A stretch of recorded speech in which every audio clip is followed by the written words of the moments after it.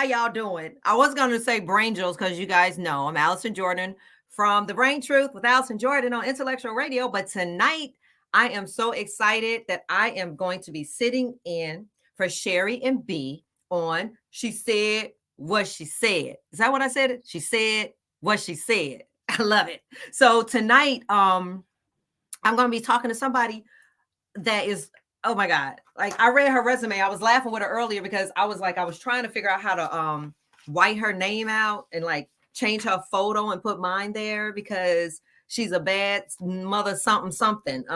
Charise Williams, most of you probably know who she is a chief of staff for the Illinois Criminal Justice Information Authority. That's a mouthful. And I know she's going to be able to break it down for the people in the back and front and the left and the right, right, like me.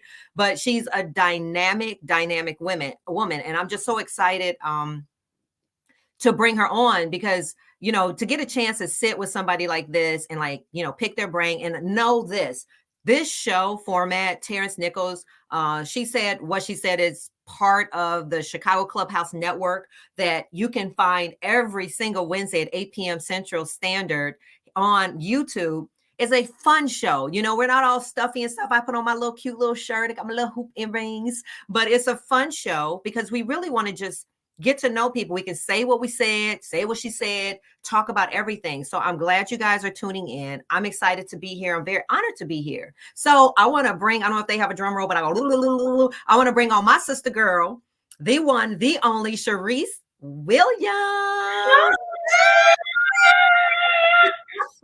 Hey girl. Hi, Allison. You look amazing. You look amazing. I like your braids. I like your knotless braids. Thank you. Oh, they are shout out. You want to give a tag or a shout out to your person? Yes, Ashley braids. Ashley's amazing. It doesn't hurt. I don't have a headache. That's what I'm talking about. That's the best part. That's the best part. Like this. Like, they yeah, are not. They are not. Ashley is amazing. She's Ashley styles my braids. I'm happy to put the link. She is fantastic. She's a young Black woman. I love it. Like doing her thing. How long are they? How long do they go down? Far to your butt? So these only go to like my waist. I didn't want to do the whole thigh thing. This is my first time doing braids. Girl, they be getting a little crazy. They be stepping on them. I seen some girls that's like dragging on the floor. I'm like, that bottom of that got a stank. What you do? When you go to the bathroom. Right. Anyway. Listen, trying to use the bathroom in a public place with braids is a whole experience. Okay. So anyway, I got one very, very important question. Yeah. Do you just have on a cute shirt and like some pajama pants and like socks? What you got on underneath? I know. I think I'm on jeans and some cute boots. Okay, I have on shorts. You on shorts? Yeah, because I be having hot flashes. And this show, I heard you can have a cocktail. So I got wine. What do you got? Hey, cheers. Cheers. Because I know your birthday is in May on Cinco de Mayo. So you have a margarita. I do. Tequila's from the earth. Okay. It's here for all of us. Yes, blue agave. Yes, from the earth. But tell me about your birthday. So Cinco de Mayo. Do you go to Cinco de Mayo thing and then you know a little Spanish? Do you like play that whole like it's my birthday something? Listen, my holiday is a celebration for everyone. So I normally host a party for my birthday. You have to come. I want to come because I was gonna say I've stalked your Facebook. You got a lot of friends in common. Nikki Hayes and I think Charmaine Rickett and you with Monteague and I think Don Millhouse and like the whole. You know, Don is a Taurus sister. You know, she's really? She's a Taurian. Yes, she is. She's 11. Were you at her big party the other day with the giveaway and Jordan and I saw? Was it amazing? No. Okay, you weren't there. Okay, but what I noticed is not only like we have a lot of friends, and I think we've probably met a few times at Pier 31 or whatever. Your smile is so freaking beautiful. It lights up the dang on room. It's just a beautiful smile. But here's the whole gag of it. Your smile matches your inner spirit. It really does. And when I was reading your bio, which I was telling people earlier, I was trying to figure out how I can put my photo here or fix my because I was reading like, dang, I need a life redo. What the heck? All this stuff, like, okay. I had to Google some stuff, like, what the heck? What is this? That's how I feel about you. Ditto. I was like, how do I do better? How do I get on her face? We can share. We can share. Okay. But I was looking, and it was something where, you talked about, and what was the word that I saw? Intentional. You use that word. That word is used a lot. And that's what I got when I meet you. Everything that you do has intention. And we'll get into, let's get all the boring stuff out the way. Like, not boring, but, let's go all, whatever, to let the people know. Because when I looked you up, first of all, it says that you grew up on the South Side. Now, I be telling people I'm from Chicago, but I go like this. Where you from? I'm from Chicago suburbs. Like I say it real low, like suburbs. Because when you say you from the suburbs, like you ain't from Chicago. But when I was younger, I did live on 7636 South Marquette Avenue. Okay, that's South Side. So where in the South Side? Because South Side means a whole bunch of stuff. It does. So I am South Side. I'm 87th and Stony, 1726 East Ridgeland. So that area is home of Common. So his mama lives 2 blocks down north of me. David Grant. I mean, there's so many people who are like South Side, 87th and Stony. Mary Nook was on the other side. I know all of that. My best friend lives on 90th and Clyde, honey. They used to party 3 yards banging. Do you remember 3 yards banging with Peppy? Of course I do. So guess what? It started in my best friend's backyard. Oh my, really? He's one of the 3 yards banging. Really? Yeah, Do you remember when they had the masseuse, the male masseuse? Yes, I was there. I was working the front door. I was cleaning up. This is this is my longtime best friend. Hey, Kamika. This is my first Giselle. Her name is Giselle. She lives, it was her backyard, then Peppy's, and then another yard. And when you walked in where they had the men doing the feet, that's my friend's house. That was the side of her house. Tell Giselle, thank you for that. Okay, that's inspiration because that brought all the life. Yes, we love 3 yards banging. That was lit when it was actually in 3 yards, and I was telling people when they redid it, I was like, you should just activate it because, as you know, I produce festivals. Hello, shout out to the African Festival, the Puerto Rican Festival, it's about 9 festivals I produce, but I was like, you should activate it where it looks like 3 yards. When Peppy, if you look at see this, redo your stuff, make it 3 yards. But anyway, so you grew up, and then I also read that you went to all-girl Catholic high school. I did too. What high school did you? Mother Macaulay. I went to Mother Macaulay. Where'd you go? Aquinas. Okay. Because it's gone because I'm old. The building crumbled. I don't know. It actually shut down in 82. No, in 83. So I left in 82. My dad was a pediatrician, a big pediatrician in the South suburbs, and he got his private practice. And we moved to the South suburbs when I was a sophomore, going into my junior year. And I ended up going to Home and Flossmoor High School. That's where I graduated. But we had like little hater stuff against other. Not Mother Macaulay, because y'all real smart, but it was like Seton. We had names for that, Seton Sluts, and it was all these different names for the different people. But anyway, you went to Mother Macaulay. We ain't mess with y'all. Y'all smart. Okay, so I want to get to, you are the chief of staff for the Illinois Criminal Justice Information Authority.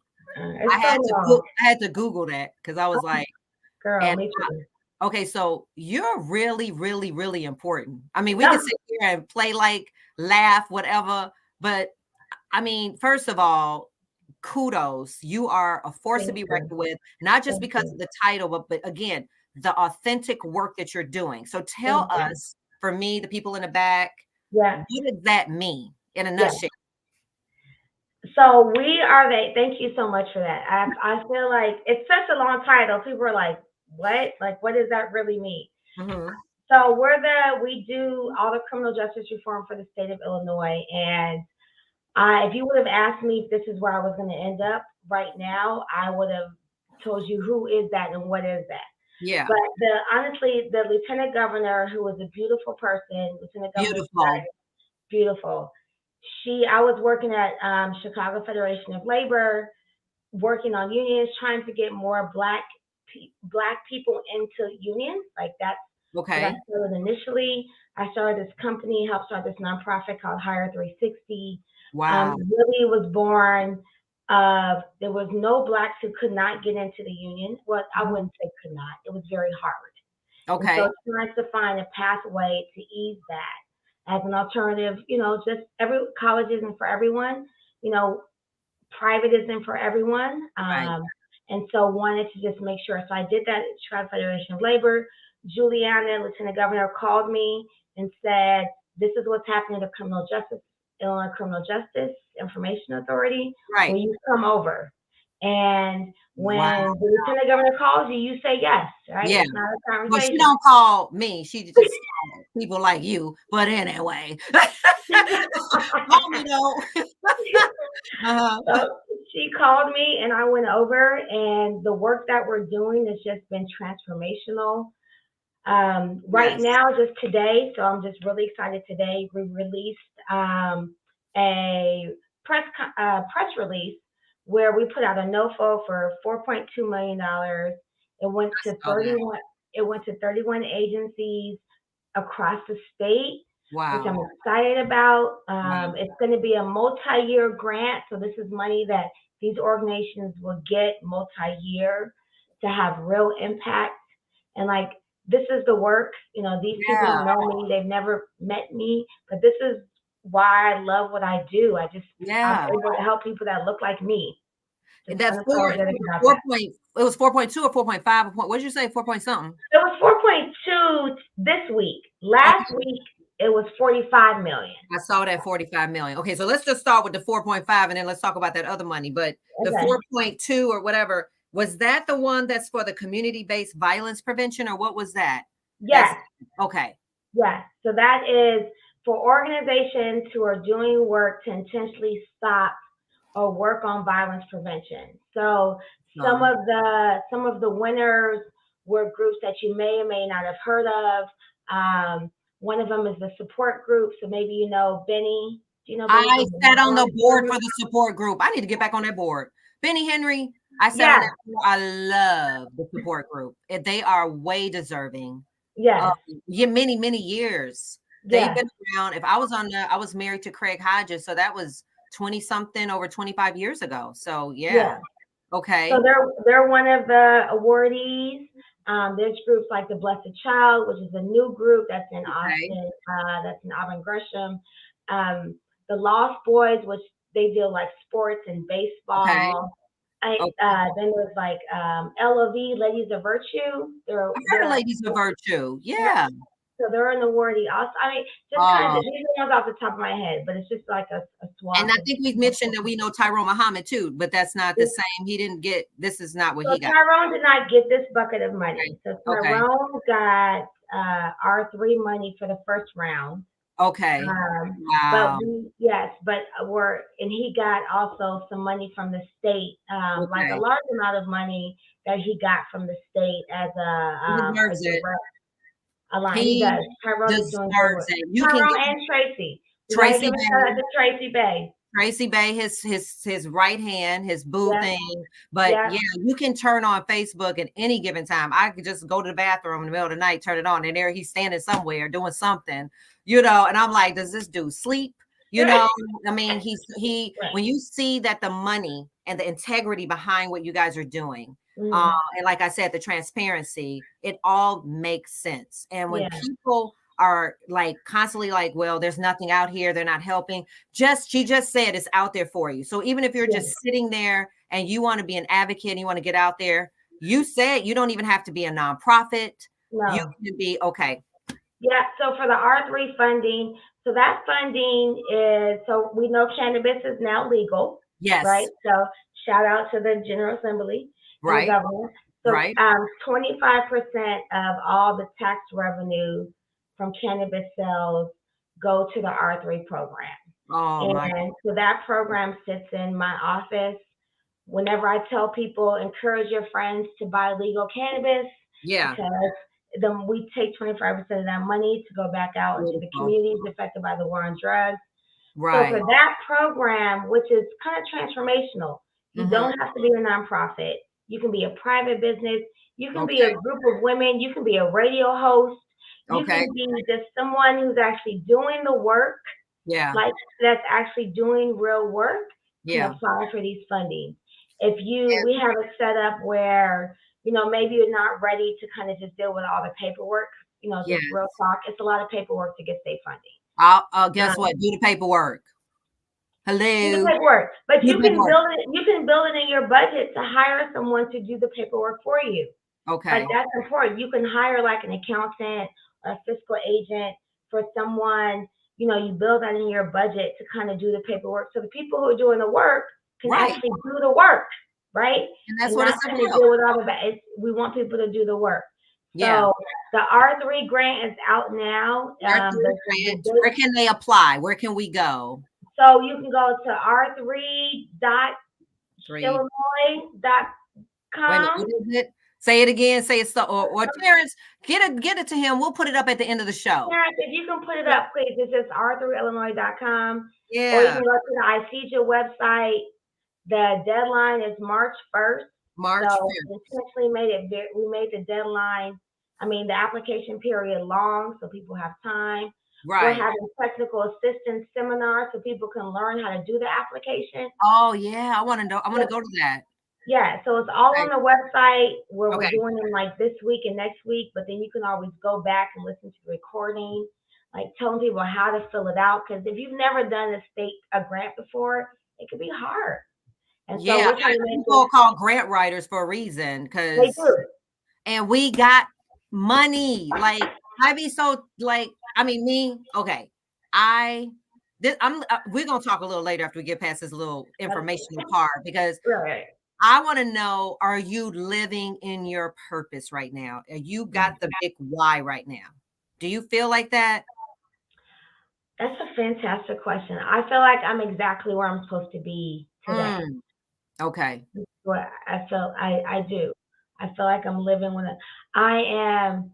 I get to go to sleep every day knowing that. So understand, people, not everyone will like me, and that's okay. And and because I am literally taking money and putting it to communities that look like me, and Right. sometimes it's not for everybody. And Yes. I'm comfortable in that uncomfortableness.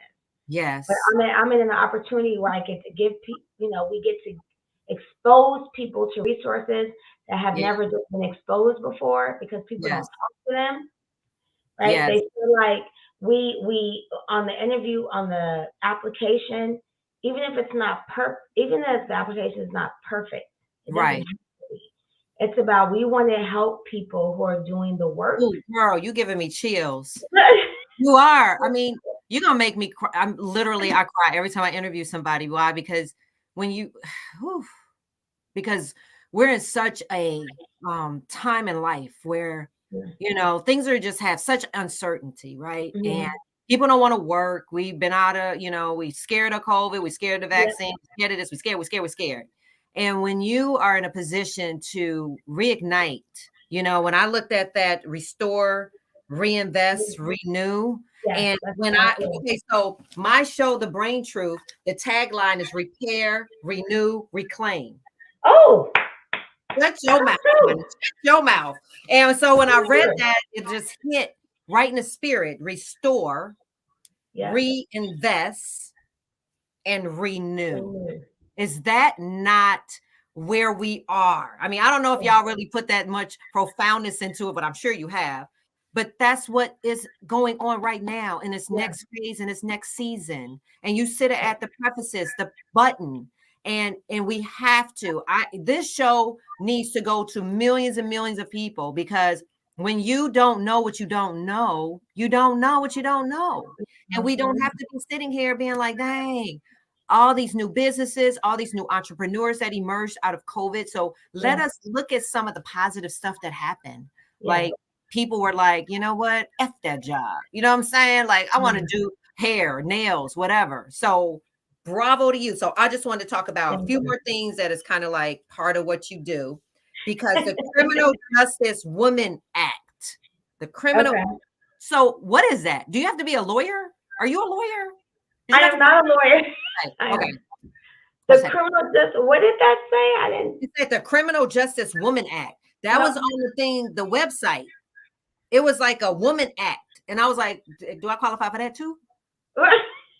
No, part of the Criminal Justice, and then it said the Woman Act, and I didn't know what that was. Oh, okay. Well, look it up. You do so much stuff. I was like, okay, I wanted to ask her about that, and how do I get some of that?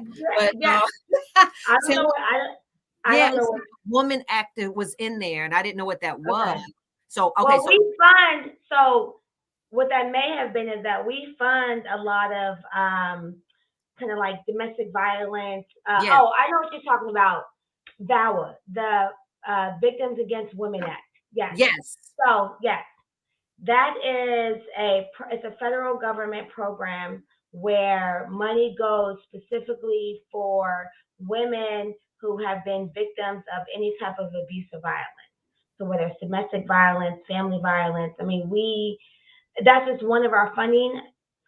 One of the things I love is that we're very also been very intentional about women. Right? Yes. So helping women kind of deal with what they're going through in life. We fund and help focus a lot of like trauma and mental health. So one of the things that I love just kind of about what our community is doing is that we're so open about mental health and how important that is. So we fund trauma recovery centers.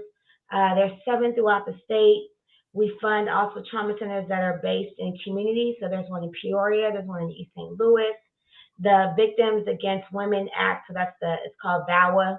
Okay. So that deals with women who are dealing with domestic violence throughout the state. So we help fund them, even as something as simple as like helping funding gas cards across the state, right? I mean, that's drilling very down, but those are things that just traditionally, aren't talked about. So we help fund the housing, we work with the children, we work on a kind of continuous just mental support that are dealing with that with women. We're very focused on just reentry housing for our young women, for our men and women who are coming out of DOC, and making sure that they have the wraparound services. Yeah. And not only just deal with housing, but just deal with like job, or just needing to have someone to talk to in a safe space, right? Without feeling judged. I was gonna say, like, okay, so I have the show The Brain Truth, right? Yeah. TheBrainTruth.com with Intellectual Radio on every Tuesday at 7:30. That's my plug. But okay, so I'm gonna go back to some personal questions for you. But what happened to me was, so my background in entertainment. My sister, who's an actress, Drew Sidor from the Atlanta Housewives, and my dad, whatever. So I was doing a book. I had gotten a book deal in April of last year. Oh, congratulations. And and I'm writing my book, and then all this stuff came up, like molestation at 10 and 12, and rape and an abusive relationship, right? And then I went down. Like I started having panic attacks, anxiety, and then I ended up calling 911 all the time and whatever. And I went on June 27th of 2020 to the emergency room. And I guess they can look in the computer and say, oh, so she's just going to come here every day. And we're just going to give her Ativan every day, because I was just going. And that's when they signed a petition to transfer me to River Edge Hospital, where I spent 19 days, right? And I remember the psychiatrist saying something to me, and I was like, he said, oh, so you're going to say something? You talking today? And I was like, I never seen you before. What are you talking about? He goes, I've been talking to you for 9 days. And in that moment, I was like, where did I go for 9 days? 9 days, yeah. Where did I go? And I got on my knees, started praying. I was like, God, if you get me out of here, I'm going to dedicate my life to mental illness, right? Yeah. And I began to wake up. My hair was matted. I lost 40 pounds. And I didn't see a lot of women that looked like me. In there. Oh, wow. We ain't in there, honey. And I ended up leaving, came home. In my recovery, you have to go to therapy and, do all the things that you're trying to do. And my husband leaves me. And why you in therapy? I'm sorry, what? 3 weeks after I came home from the hospital, he left. So then I went down even further, but what I had learned, because, this was at the heart of COVID, right? And at the heart of COVID, I was trying to get those statistics, because you said something about all the stuff with Your husband left you while you were in the hospital? Girl, yes. When I came home from the hospital to recover from, so yeah, it was, okay, so 42% of people surveyed by the U.S. Bureau in December reported anxiety, depression in December, and 11% from the previous year. But then it was like 1,000 people a day were 30,000 people last year called Illinois Domestic Violence Hotline. Yeah, yeah, yeah. Almost 20% of the 150 calls a day, text messages, 35% shelter, and 500 survivors to safety Ubers. So when you talk about money that's allocated, most of these were women. 97% were women. And Michelle Obama said that she was dealing with some form of low grade. It started the normalization of the conversation. It was like, oh, so when I did the show, first of all, it took me weeks and weeks. I sat in for Roman Morrow, Intellectual Radio. He said he needed me to sit in. And then when the day came, I was like, dang, I forgot I said I was going to sit in for this Tango show. I mean, I'm not well. I'm at home. I'm trying to recuperate. My husband left me, but I went. And then I went again. I interviewed my mom and then this boxer, which I told you about. But and then they said, well, we need you to come back. We want to do a show, Earl Winfrey. And I'm like, I don't want a show. I want to be on the radio. I've been in behind the scenes my whole life in Hollywood, as you know. And he said, no, you're going to have a show. And I'm like, no, I ain't. So they took me into this room and I met the marketing person. This is your first time on in front of the camera? Yes. I mean, yes. Yes. Except doing selfies. But like, yeah, I mean, I teach acting. I own a performance art studio that's hurting very badly out there, people. I'm inside a River Oaks Mall, another plug, which we suffered. And that was Tyrone helped me that because some people got murdered and I lost 75% of my business, but that's another show. But I've always, I teach acting, I teach public speaking and things like that. I went to school for journalism, but I was more of a reporter, not in camera. So when I was sitting there and I was talking to Wanda, who's the marketing person at Intellectual Radio, and she was saying, you're going to get a show. And I'm like, no, I ain't. No, I ain't. She was like, but you're amazing. She said, I said, no. And I told her about my social anxiety and my depression and everything I was going through. And she said, well, you know what, Allison, there's a hospital that wants to do a show on mental illness, but nobody wants to touch it. It's a stigma. Black people don't want to talk about that. And I was like, well, what's the name of the hospital? And she said, River Edge, just like that. And I mean, my whole body just tingled. And I knew right then God was really solidifying my purpose because that's the hospital I spent 19 days. The hospital I got on my knees and said, God, if you get me out of here, I will dedicate my life to mental illness. And that's the hospital that said, we want to do something. Nobody said it for a year. So that whole year. So this is my whole point. If you guys are going through something, it was a year of me falling, but God was already working. He was already planning. He was already setting up me for the comeback. And so when she said that, I went like this, God, oh my God, you bogus. You know what I mean? Like in a good way. Sorry, God. But it was insane. Yeah. And I knew he was going to be my executive producer. And I was like, okay, I'm going to do it. And I left there kind of excited, like I'm gonna have my own show. And then when you go to in 2 weeks, girl, it was like 900 2 weeks ago. It kept going and going. She was like, when you gonna do your show? I'm like, oh, next week. And then next week. So it just went on and on because fear, the uncertainty. It was just something that I didn't like. I want to be on the radio, right? I want to do it. And so I finally had a breakdown. I had a panic attack. And I called the warm line. If you guys don't know what the warm line is, NAMI, National Alliance of Mental Illness, they have warm lines. You can call and get processed. And they said, you're going to your show on Tuesday. So I went, I bought a bottle of champagne. I thought I was going to turn up. Nobody showed up. I got in an Uber by myself. And then I went, did the show, and then went home and was like, oh, that was fun. Is that it? You know what I mean? Like, I did it. I'm done. Right. And then woke up the next day and had over 100 messages from people that that I know, that were like, I cannot believe that you had the wherewithal to tell people, it. And I told it all, and then like regular, rolling off my tongue. And they were like, well, this happened to me, and I was raped, and I was this.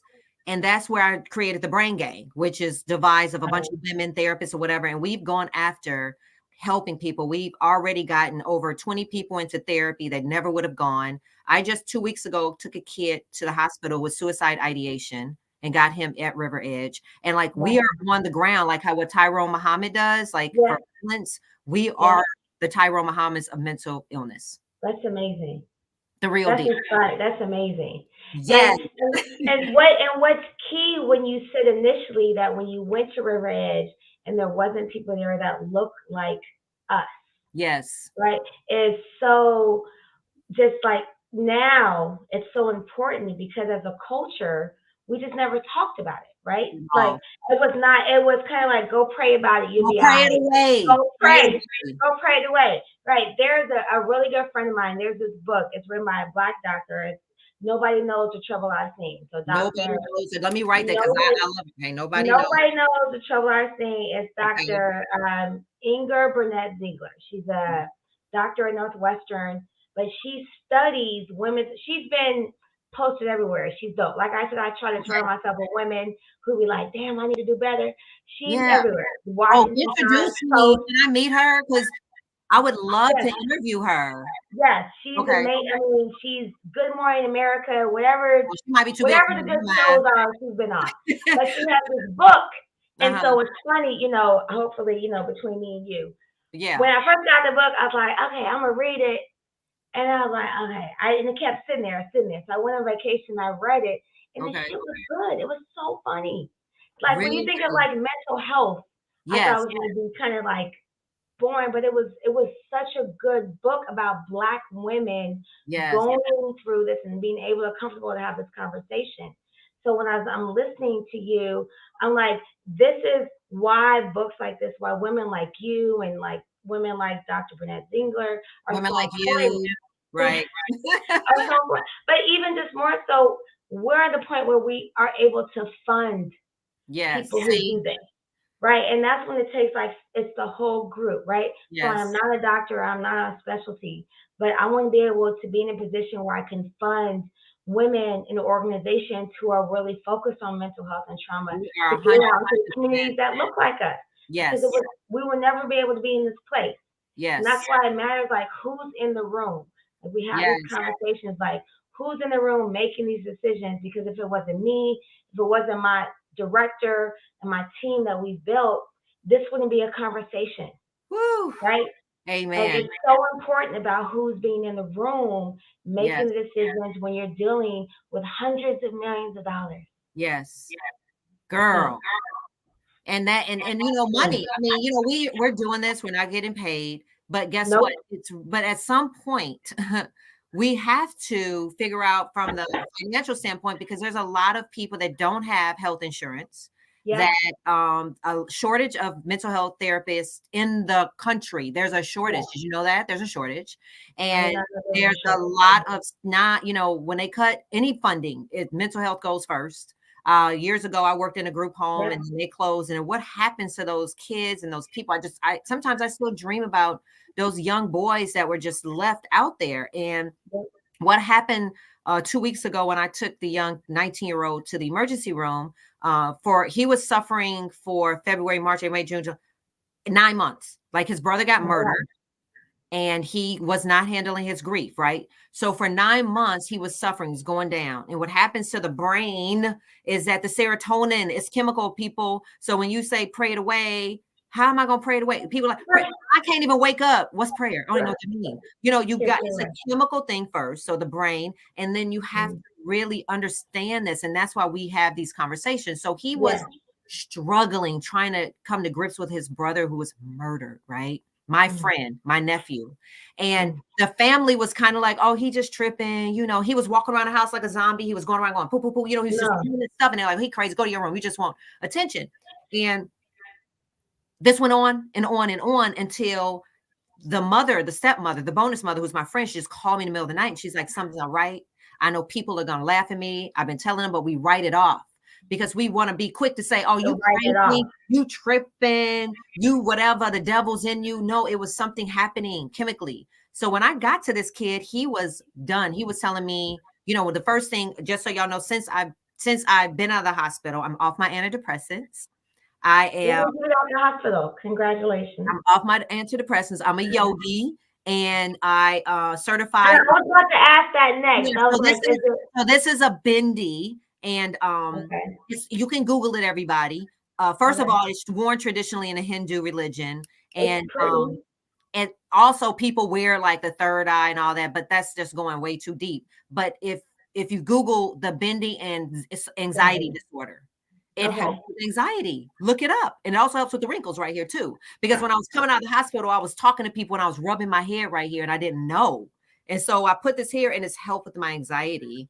And so when I went into the hospital, so when I went to the hospital and took the kid, they were laughing at him. Like all the nurses and the doctors, they were all like gathered around. They were like, oh, oh, look at him. He's just on drugs or he's this and that. And I'm like, no, he's disassociating. So he was like, me and Juice WRLD, we hung out last night. We was drinking, we was getting high. They see he's a druggie. Juice WRLD, y'all. Do you know who Juice WRLD is? Google him. He can't be hanging out with Juice WRLD. He's disassociating. I mean, you're not a therapist. He's disassociating. And so we got to do better about clinical training in the hospital for mental illness, because if it doesn't look like, smell like, if it ain't blood gushing, and they can't identify with a dipstick, they're looking like, what's wrong here? And that's what's missing. And that's what we're doing with the Brain Truth. We want to change the intake policies. I have this great idea. I can't say it now because everybody got to sign non-disclosure. I'll tell you offline. But there's something that God gave me that doesn't exist. That's awesome. In the space of mental illness, it doesn't exist. Awesome. But when I tell you, it's going to be so mind-blowing, you're going to be like when you wanted to create the pantyhose, I heard my mama tell me that my dad was going to sew her stockings to her panties years ago. And she was like, why do you put your panties on and your stockings and roll it up? Why don't we just sew it together? My dad created the pantyhose, y'all. What? Just that kind of stuff where it's just, I don't mean to go off topic, but it'd be like simple stuff. I love it. Like, so while you rolling your thing, this is what I came up with, and it's so simple, it's so needed, and that's like the pantyhose. But anyway, let's get to some fun stuff. Let's take a little cocktail break, like cheer. So tell me about your family. Tell me about your family, what you got planned for the holidays, all of that. Well, I am being very cautious because of COVID. The Rona is back, okay? The Rona, and as our culture said, Omarion is here. That's the cousin. That's the first cousin. That's the drunk uncle that you kind of kick out every holiday. He's here. He ain't going nowhere. Omarion is here. Right. Yeah. So I have a 20-year-old son. Okay. And he's a junior at Morehouse. So he is, amazing. I threatened him. He brought home some C's, his first. Well, C's at Morehouse is like A's everywhere else. Girl, bye. No. Listen, I don't pay for C's. Okay. So listen, his first semester at Morehouse, I said, look, I signed him up to go to the state school. I was like, I'm not paying for C's. You can go to a lovely local school. Exactly. And I don't have to pay this $40,000+ tuition. Okay. And the little monster has made the honor roll ever since. See? Girl, yeah. Because when you got to spend your own money and then go downgrade somewhere, that's where they get it. That's where they get it. So he's wonderful. He's a double major in Chinese. He speaks, reads, and writes Chinese. He picks it up. He loves it. He does Chinese and business marketing. So he is doing fantastic. What is he going to do? What is he do? Has he talked about what he can do? Anything? Yeah. So he said he wants to move to Texas, which honestly scares the crap out of me because Texas is so red. And I'm like, what part of Texas? My brother lives there in Dallas. Really? I don't know if he knows. He said Houston, but I was like, when did you go to Houston? Because his auntie lives in Dallas.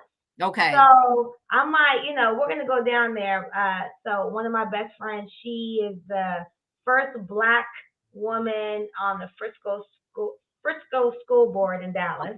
Okay. They never had no Black people. So Mhm. I kind of want him to go to a place where I know somebody in case he needs to be I have a snatched. bonus mother that lives in Houston. Oh, really? I Okay. have a whole bunch of people in Texas. You remember when all the black people moved to Texas? Like, Yeah. Where did they go? To Houston? yeah, everybody was going to Houston and Dallas. Okay. Yeah. It was like a bus that everybody's getting on. And when I went to my brother's house, I was like, dude, when'd you come up? He was like, I came to Dallas. Like, Yeah. houses there are like, you living in a studio apartment, you can live in like a mansion in And that's Dallas. what he told me. That's why he wants to go there. Yes, You it's a remember smart, the it's a Phil smart and A? You son. remember the Phil and A parties? Phil Yes, Strong is in Houston. yes, So Phil, one of my favorite people in the world, he's in yeah, Houston. So I have a okay. few people down there. But he wants to help brand athletes who are not like top tier, but like Oh, help bring their international market, their brand out. So he wants to take athletes and help do their international. So he's been in China. He's traveled, like he's that's really a studying bad on how to. pro So right that's what there. yeah, he feels like there's enough money everywhere. Like you don't have to kind of be a LeBron James Yeah. to be in this industry. So that's what he wants to do.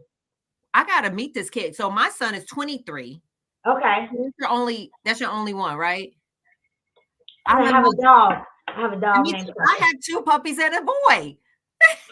But isn't it deep? Okay, so being a mother of a son, like I remember when my son is Jordan Hodges. I was married to the NBA player Craig Hodges, and Okay. we have one son. I'm not the wife that tried to set him on fire, everybody. That was Oh, wait. Arlita. Yeah, He had it a wife was that tried to set the him on first fire? girl, the first wife tried to set him on fire, girl. It was Like Arsenio the Hall, brat? Like the like for chill? real, like through lighter fluid and a match.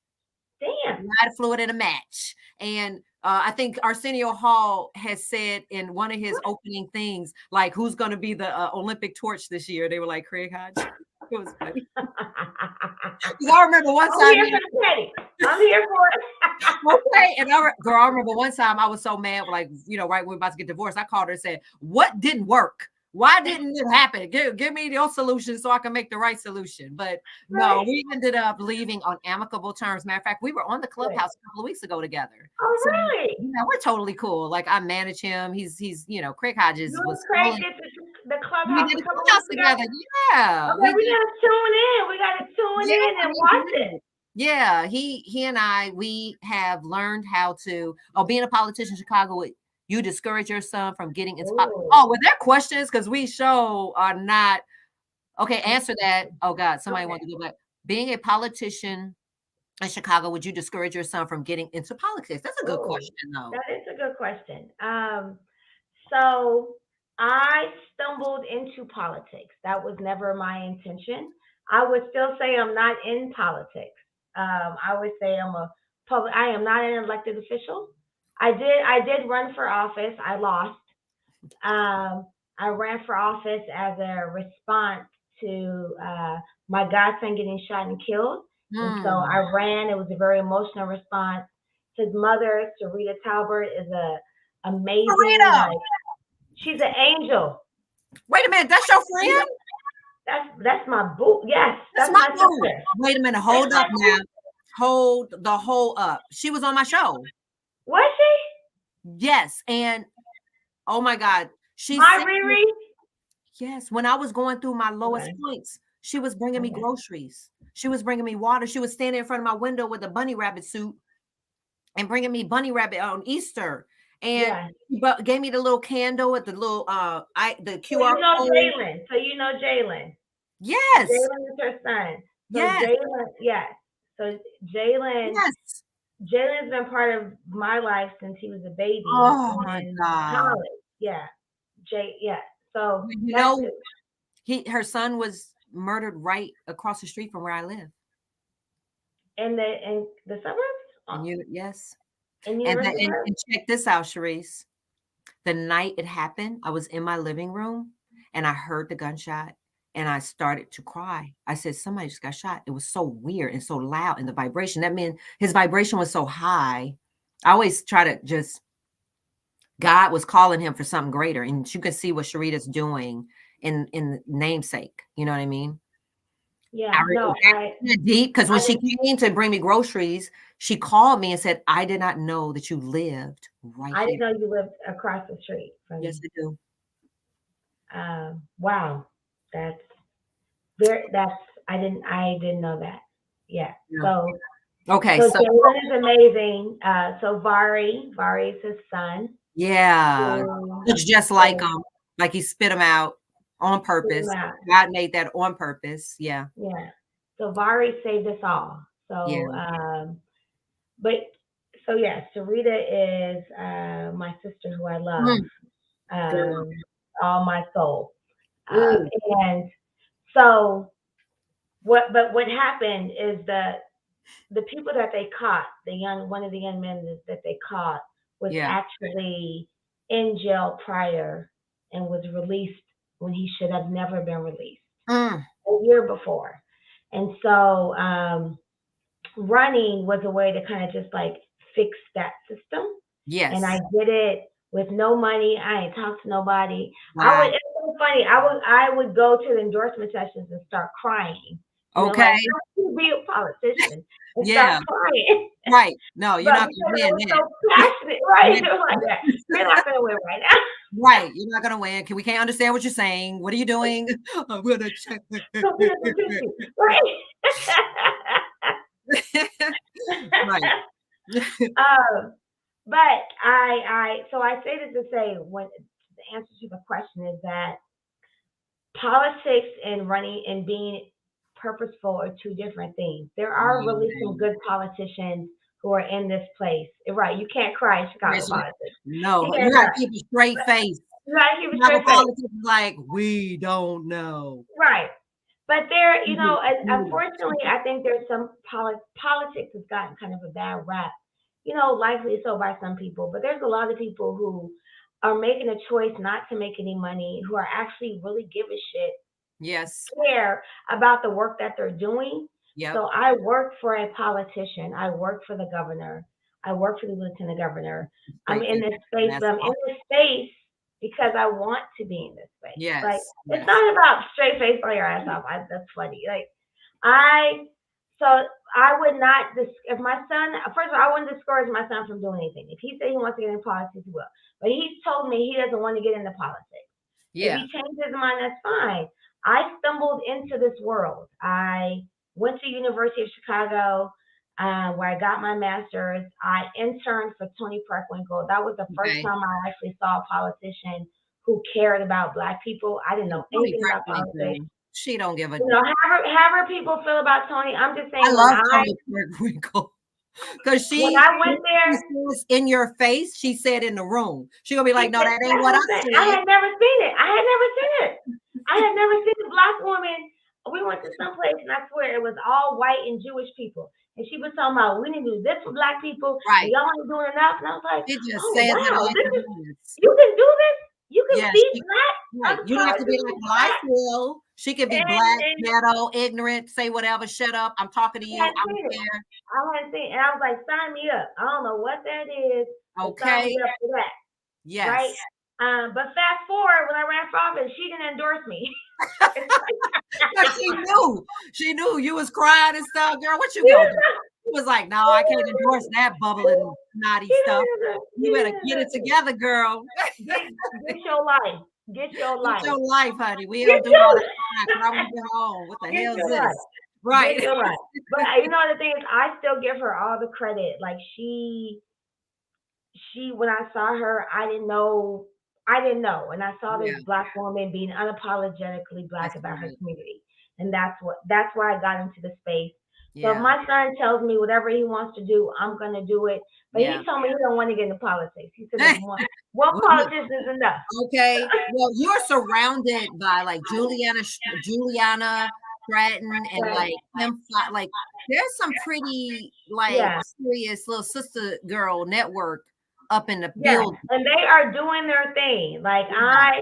Kim and her family, Kelly. So Kelly, her husband, and I were in this group called Impact together. Okay. He was the president of our alumni association. I was the vice president. He brought me in, so I always call him Mr. President. Um, but that whole Fox family, is doing their daughters are amazing. Their oldest daughter is like doing her thing in college. Okay. Hi, she's like, I mean, they're luckily I've been blessed with wonderful women around me. Like you said, Nikki. Wonderful. I went on your Facebook and I was like, dang, okay. I want to go to that party. Well, now that I know, because Right. Sarita said that I'm invited to stuff now, so I'm gonna This be that's my yes. vote. She be having parties and stuff. She even texted me and was like, I'll be back, boo, and you coming over. She's for, because I have social anxiety.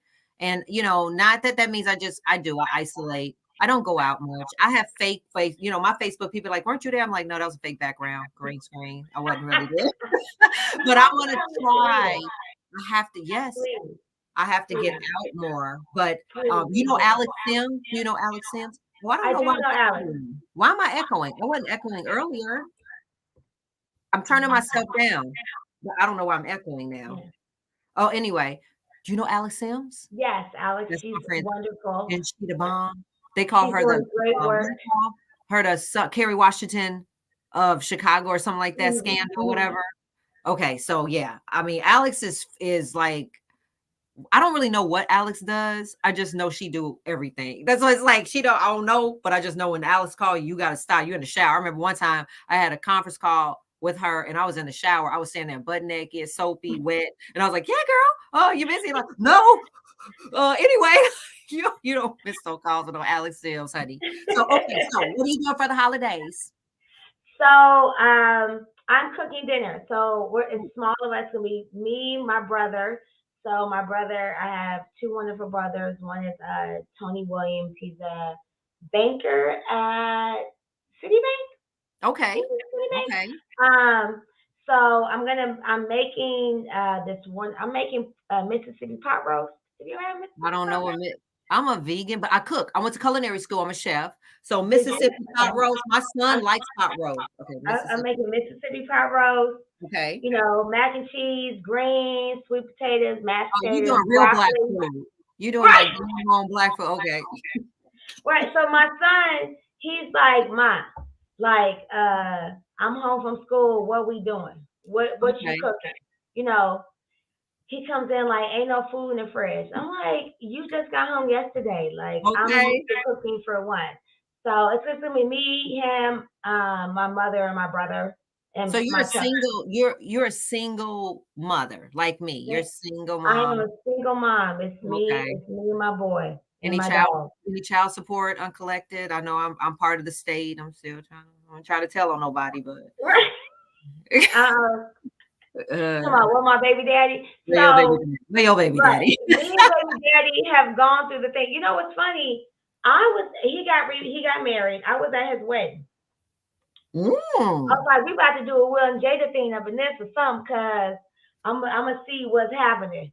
But my son's father is around now. He's around now, like yesterday. Got it. Well, that's good.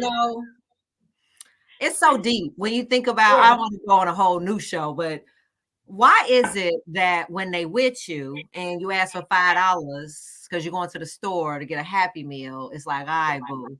But when they leave, you can't get that $5. The $5 disappear. They get the crocodile. But you had $5 last week. It don't reach. I'm very confused. But again, that would be another show called Charise and Allie, Baby Daddy. The baby daddy. Says son's father equal baby daddy. Baby daddy, yes. That's the proper word. My son's father. My son's father. Okay, so let me get back on that. Okay, so you cooking Black people food. Okay, awesome. Black people food. And it's a different. And after that, I'm going to Society. I'm about to go kick it with Bobby at Success. Wait a minute, where you going? You ain't going nowhere. Where you got some rapid tests? You want to come out my house and get some rapid tests? Oh, I keep those. Well, I have a box.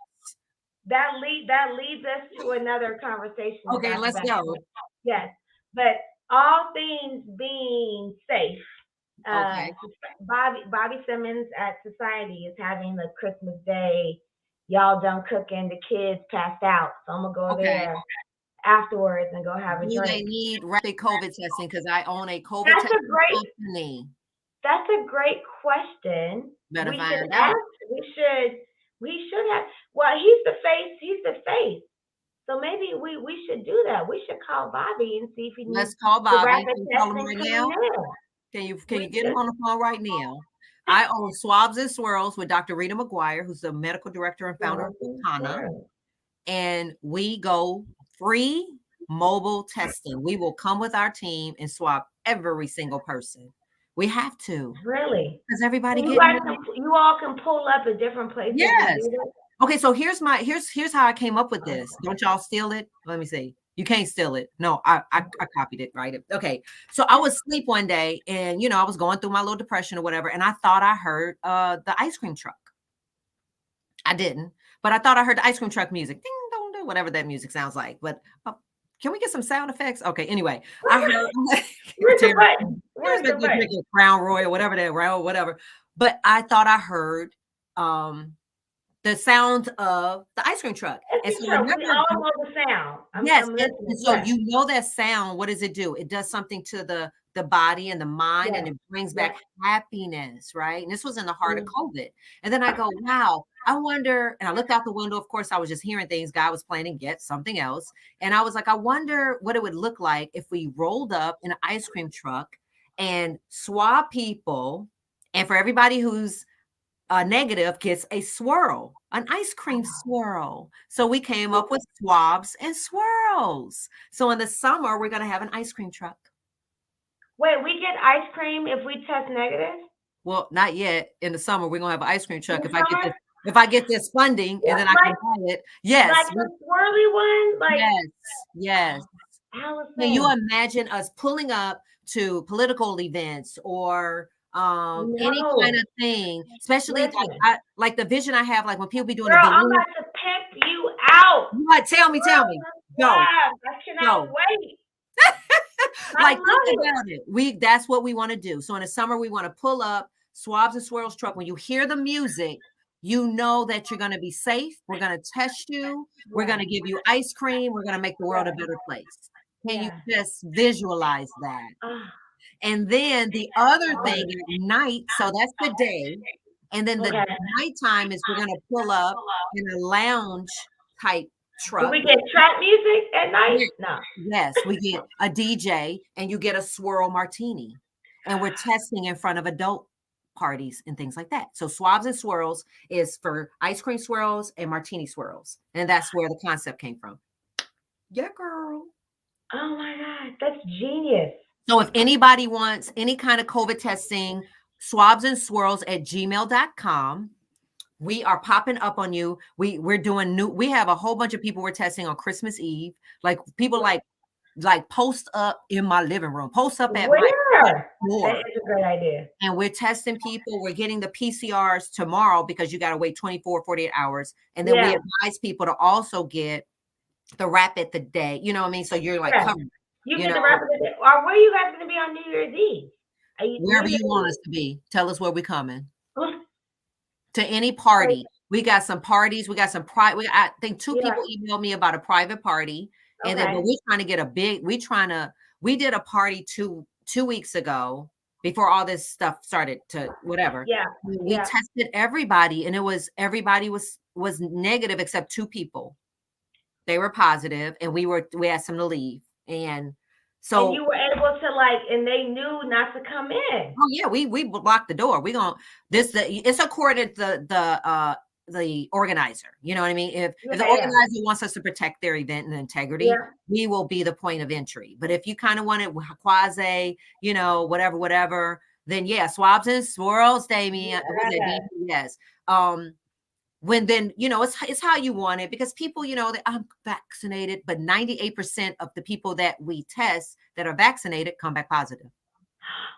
Wait, say that one more time for the people. 93% of people that we swab are positive that are vaccinated. That's just the thing. And I'll be trying to tell people, and I'll be on Facebook, people want to come, think I'm an anti-vaxxer. No, I'm just trying to give y'all facts.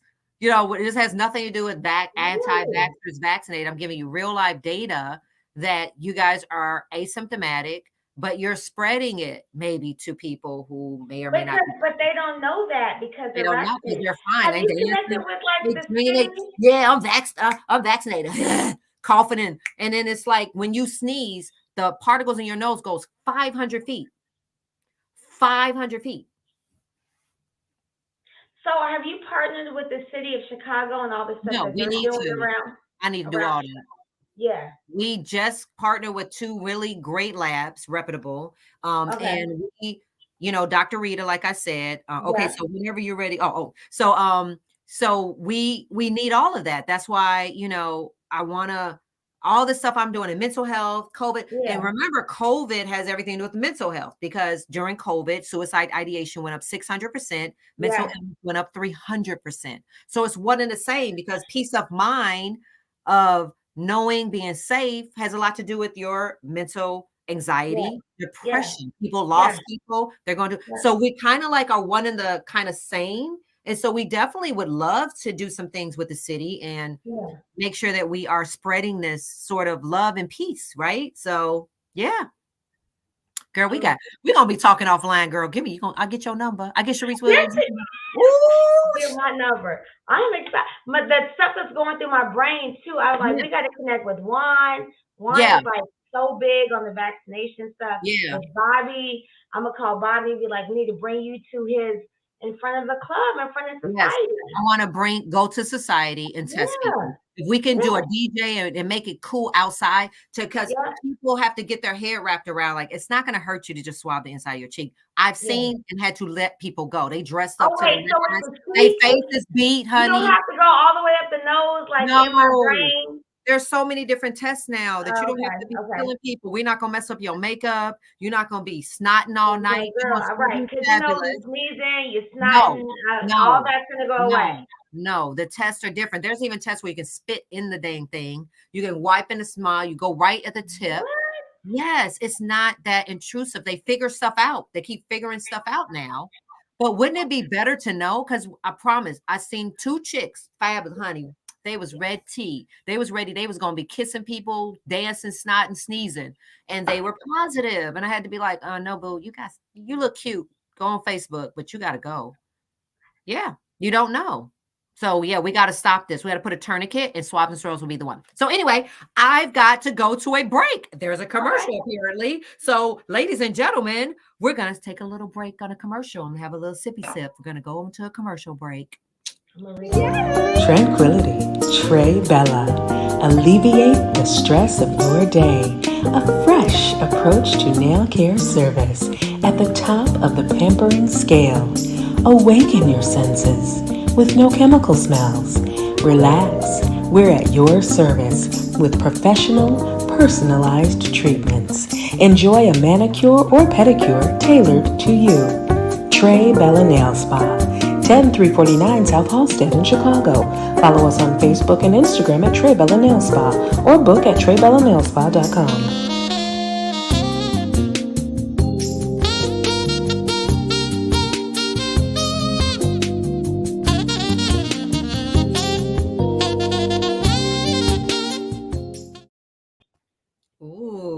Did you see that commercial? I saw that commercial. That put me in the mood.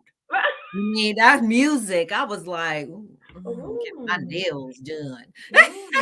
Okay, shout out to Trey Bella Nail Spa. That was beautiful. I like that. I like that. Wow. Okay, so I'm like, I just got my nails done. I need to go let me back. See your nails. I got my. I'm about to go back to Trey and like I need to redo these like that. Yeah, I just got my nails. So like on the Brain Truth, I wear red every episode, and then all my guests wear pink in the Brain Gang. And so I wear red and pink. So I understood the assignment. So why do you wear red? Okay, so when I had a dream. So I forgot to tell you this part, girl. So about 10 months before this whole radio stuff came up, a woman by the name of Prophetess June Hollingsworth. Write this down now. Her name is Prophetess June Hollingsworth. So you know how you be seeing prophetess and stuff? Oh, never mind. They were talking about Purple Wiggle. Oh, no. Sorry, we done with talking about that. So I was going through my Facebook just one night, and you know how prophets be on and they be screaming and hollering. You be like, "Ooh, Lord, what the heck? Is that your son?" That is not. That is my. Who is that? Come on in. My drink refill. Hey, bartender. That's somebody to my drinks.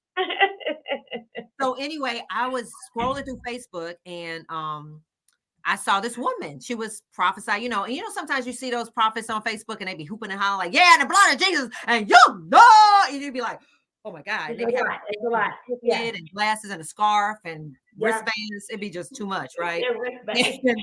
And so, but I stopped on her. She's beautiful, poised, sophisticated, right? And she was really just talking like this and just telling what thus says the Lord. And I stopped and I started watching and she said, Allison, I got a word for you. I'm like, does she see me? Like what? She was like, I have a word for you.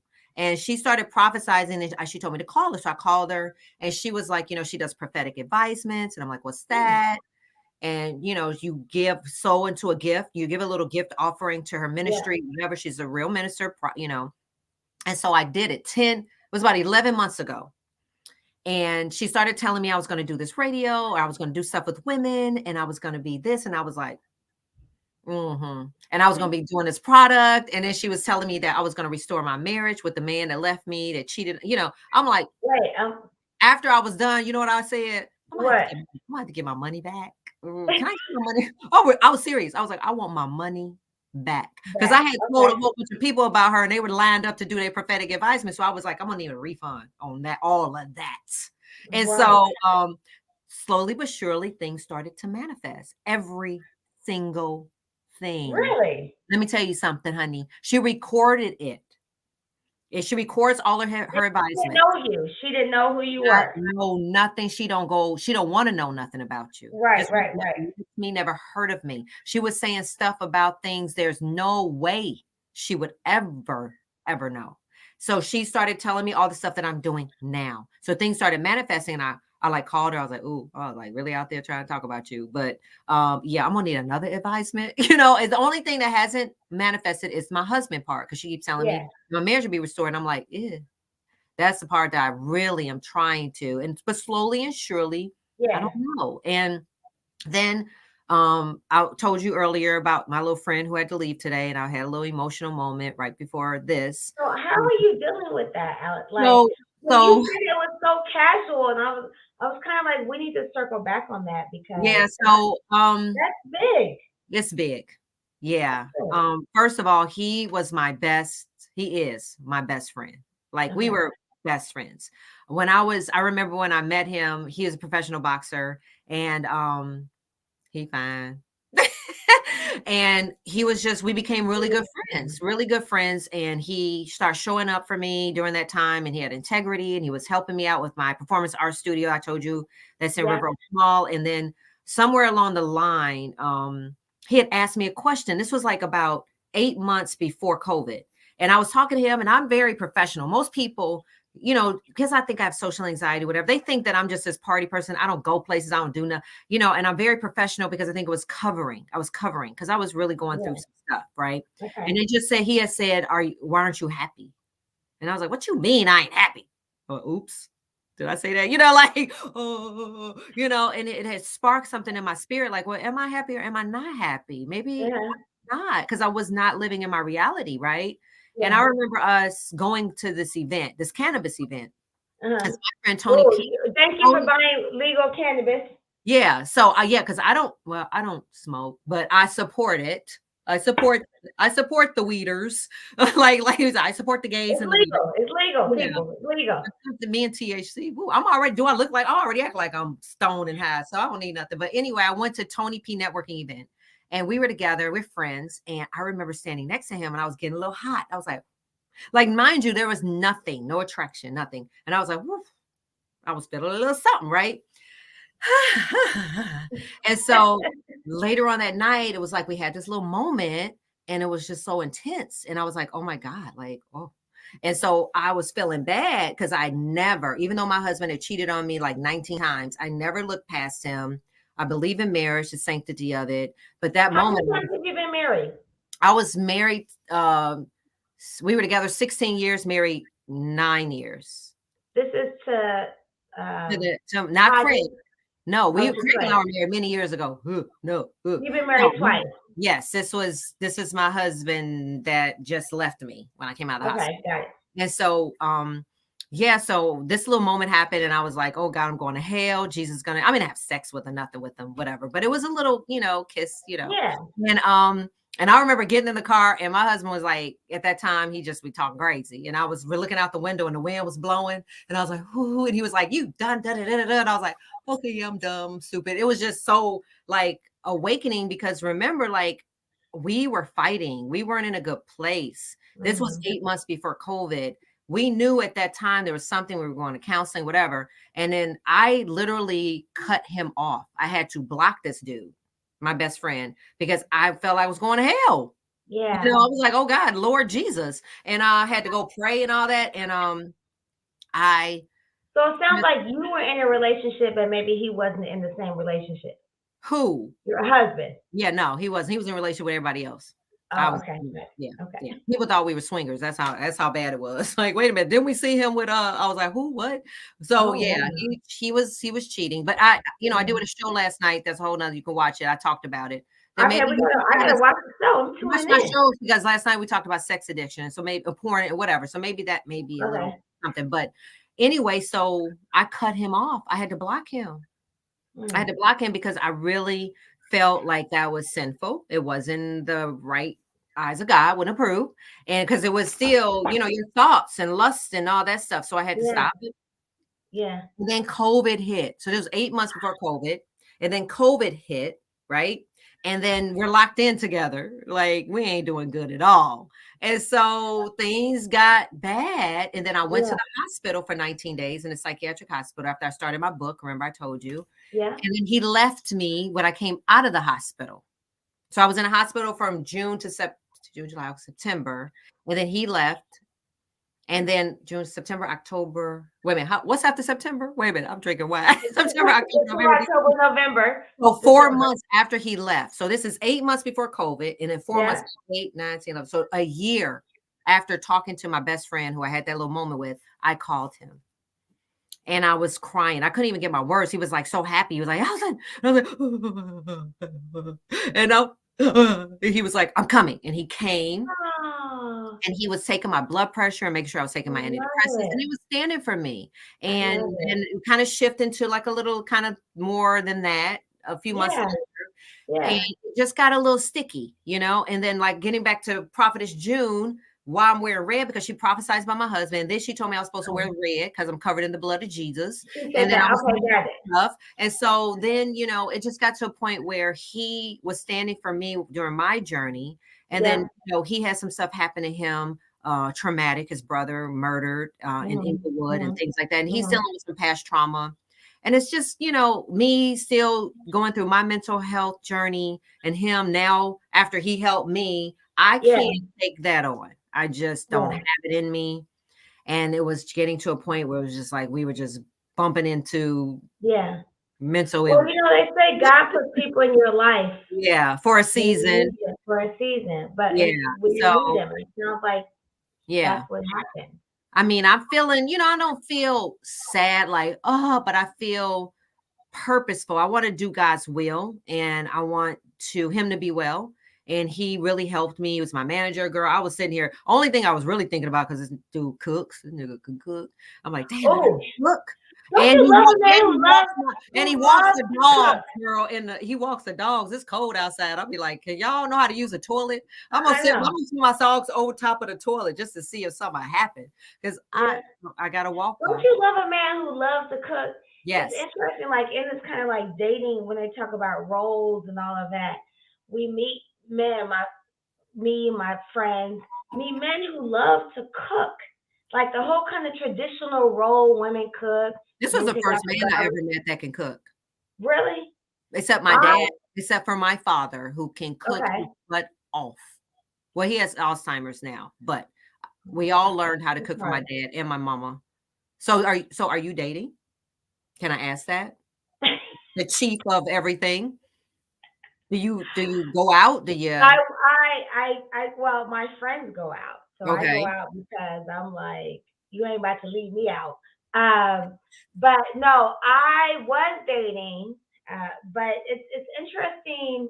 What I've learned is that sometimes men fall in love with the idea of you as opposed to the you. Yes. right? And I am, because just the life I am, I'm not a 9 to 5. So if you want Right. a 9 to 5, that's just not who I am. I never want to be that person. Yeah. And so I have kind of like cleared. I'm going into the new year with just like a new space. Yeah. The man that I was dating is, was successful and was Mm. fantastic in his space. But I believe in energy and Yeah. someone who's Me just too. like always like negative, and I'm like, I am happy with me, Yeah. right? And you want to be in any relationship, romantic, business, friendship, people who don't constantly take, right? You Right. want to have equal pour. Exactly. So if you're with anyone, whether it's a friendship, I've had to, kind of like distance from friends, Mm-hmm. just throughout the year, people who are kind of just stealing your energy, Girl. almost like then I don't want to be that person. And a lot of times what I realized this year is that I love hosting people. I collect people. So I know it sounds weird, but I get it. I love it. I I get it. Yeah. I collect people. I love Mm. what people are doing. I love the energy that people have. When Yeah. I see something, I want to try to help them. Sometimes just You're an at my empath like me. You have empathy, empathy. right? Okay, Yeah. yes, An empath. You yes. can be a Sometimes yogi then. Yeah. sometimes at my own detriment. Um, but I want to. I'm just now kind of this space where um, I have this prayer that I pray every night. What is it? I Can you actually share it? stole that from Sierra. Oh, From all Sierra. that video But yeah, but that I did she my own did. version of it. I did because that worked for Woo. her. Okay. So I just I Okay. yeah, I have this prayer that I pray every night. I'm thankful for, but I'm very Mm. intentional again about taking the people out of my life who don't Yes. love me unconditionally, Yes. remove them, Boom. and bring the people in my life that do love me. So like, Yes. the next man I meet will love me with agape love. They'll love me Oh, with a God-like love. And that's important to me. It's me and my son and my dog, right? It's not just me. I have like a package deal. yeah. And they have to have, and vice versa. Like I have agape love. Now, and some people aren't ready to accept that. Some men just aren't ready to And accept you're a that. powerful sister. You got to be careful too, because what I learned with women, like, us, like entrepreneurs, go get that they think we're like that. At least me, I'm not like that in my relationships. Like, I Right, don't want to be in charge all day and then come home and be like, right. we're That's true. doing, here's the agenda for And you tonight. know No. why? You said something that was key. Your father. I was raised by my father. Yeah. Your father was a very important factor in your life. Very, And very. just how it is. Sometimes I think women who had a strong, whether it's an uncle, father, grandfather, coach, mentor, male person in their life, they look at relationships very different, Yeah. right? We understand roles. I get it. I want Yes. to walk in the house, and my job is to make our household peaceful. And Exactly. that's my role, right? That's right. Um, and I learned that from my father. I'm a, daddy's girl. Yeah, my mother was Yeah, very she's outspoken. She's got, high energy, but we all, my dad's whispers were heard. He still was the man of he the house, even whispered. though he was quiet. His Yeah, whispers were heard. He yeah, held that home. He was the foundation. My mom was yeah. the roof. And we, I as love it. daughters, we look for that. And then I don't think my daddy exists. I really don't. But maybe we come close. My brother's a good husband. Yeah, My sister married a really good man, yeah, and we got to get it right. But I love your energy. I love your spirit. And I think a lot what you're saying I could pull from, because I like being in relationships. I love it. I'm a relationship girl. And yeah, so maybe this is my opportunity to really, like you said, really be intentional and find that man that, if it's him or if my husband, whoever it is, they're going to come back and they see what I can deliver. But I yeah. feel like I was getting everything that I needed. You know what I mean? You So were. You were getting everything yeah, no, you were not. And no. Alex, it's two ways, right? So you have to be fed, and then for you to properly feed, that man, right? It goes both ways, right? Yeah. You can't feed a man if you're empty too, right? So it goes. I'm getting a little emotional because meeting you has been such a joy. You are truly everything. I mean, like I said, I read your bio. I know what you do in the space of this state, in the world, and and just being a mom, and you are the real deal. You are the real deal. And I'm just so blessed that God has brought us together. Me too. I'm excited. You're not gonna be able to get rid of me. I don't want to get rid of you. I want to be to a place where it's like, oh, you're staying in the night. We're doing the same. Ah! All right. So what I'm getting messages is that I guess we get ready to play some kind of game. Oh, we are? Okay. We're about to play a game. Did you get your margarita? Did he bring you back the margarita? I didn't even see it. Wait a minute. Did he crawl underneath the thing? What did it's my friend. It's my friend. How did you get it? You gotta have a good team. You gotta have a good team. You gotta have a good team and ought to crawl on the floor, put the margarita. Have a good team. I was like, wait a minute, what did he think back in? It's freshly made. You ready to play your little game? Let me drink. Right. And now, everyone's favorite game show that's sweeping the nation. How Chicago are you? With your host, CCP's very own Terrence Nichols.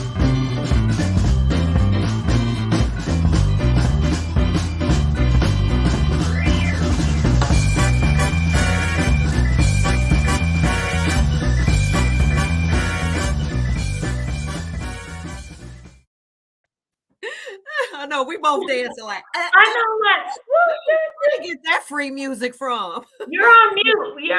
I know. Where's that music? That was. I love that music, man. Music.com. Why do you have to say my whole damn government name though? Right? Terrence Nichols. Yeah, I don't like that part. I don't like that part. Hey, beautiful ladies. This has been one of the most entertaining podcasts ever. I love watching it. She said what she said. Yes, she did say what she said.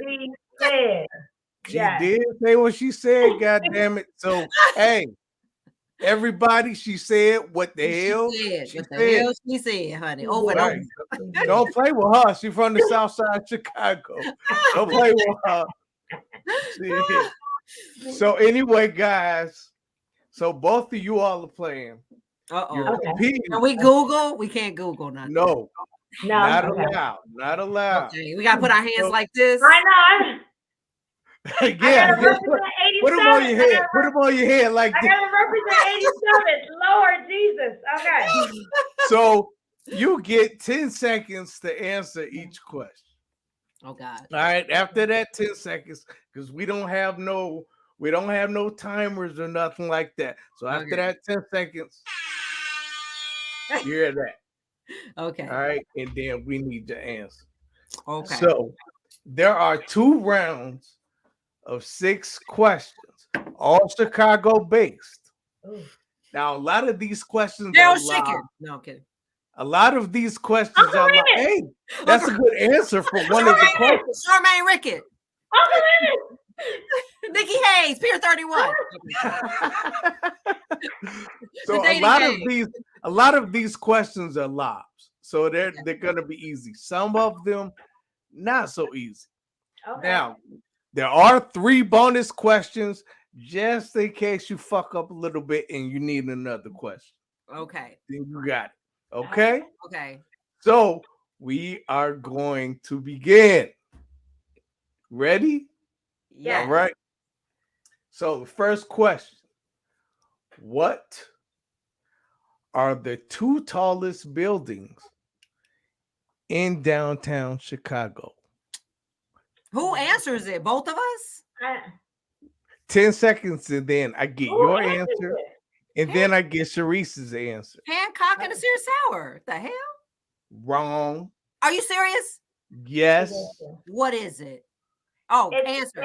It's Sears Tower and the Prudential Building, the big tall white one. The What is correct it? answer is the Willis Tower. You and know what the Willis Trump- Tower is. and the Trump Hotel. You're lying. First of all, No, I would I am know. not. No. I am not. Yeah, I would everybody never say gonna that. call it Sears Tower. Yeah, I know. Everybody First of all, gonna it's say Sears Tower. Wait, the Trump is taller than the Hancock and the Prudential Building? yes, yes. No, it's not. but- Can I Google this now? Y'all think I came on here just making shit up, huh? Yes, we do. We I think need you made it somebody up. else who's listening to verify if what you're saying is true. I need somebody to go to the Google machine. But the Trump Man, Tower I is spent over- all day out there measuring the damn Trump Tower. You And you gonna tell me you need somebody else? see the two What kind of shit is that? No. Wait a The Trump minute. Tower is not the Girl, second tallest yeah, building in wait. Chicago. Girl, The he's Trump right, Tower is girl. the second tallest building in Chicago. I just Googled it. I It's- promise. The Willis I Tower promise. is one, the Trump International Hotel and Tower, and then the St. Regis Chicago. Oh, wait, what happened? We need to know our city. What the heck? Okay. Well, we shouldn't No. even have to. Trump shouldn't even have to be part of this. Don't First be of all, I'm getting, mad about that. don't be getting up with Trump as an answer. All We right. never- So nobody got that question. What are we winning? Are we winning any money or any liquor? We're winning bragging rights. Oh, bragging rights. Okay. That's what we're winning. Okay. Okay.